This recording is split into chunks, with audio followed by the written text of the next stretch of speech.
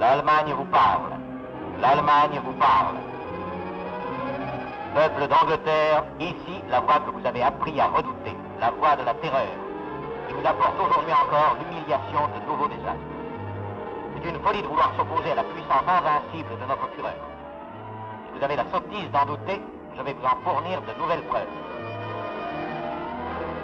Une usine secrète d'aviation quelque part en Angleterre. Maintenant, il n'en reste plus rien et son personnel a été anéanti. Ici, la voix de la terreur. Êtes-vous à l'écoute, peuple de Grande-Bretagne, en train de trembler dans vos caves? Silencieux anglais, êtes-vous à l'écoute, en train de vous abreuver de whisky? Êtes-vous à l'écoute, pauvres petits chefs incompétents des services secrets? Aujourd'hui, je viens vous apporter une nouvelle preuve de l'invincibilité de notre Führer. À l'heure où je vous parle, un train spécial transportant des soldats et des infirmières traverse l'Angleterre. Dans quelques minutes, sa course s'arrêtera pour toujours. Et tous ceux qui l'occupent ne seront plus que des cadavres. Ils n'oseront pas. Impossible, ils ne feront pas ça. Parmi ces soldats, il y en a un qui lit une lettre qui vient de chez lui.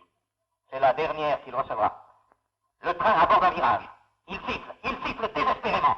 Adieu! Adieu! Vous venez d'entendre une reproduction exacte de la façon dont le déraillement est en train de se passer.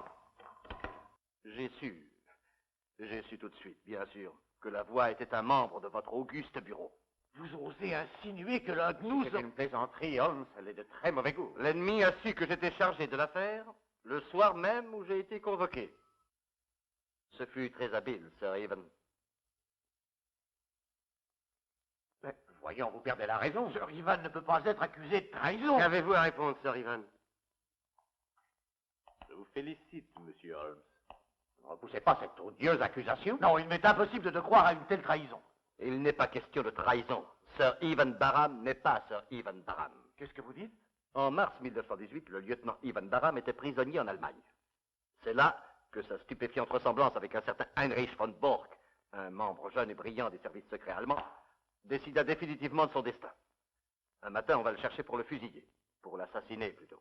Alors cet homme... Et Heinrich von Bork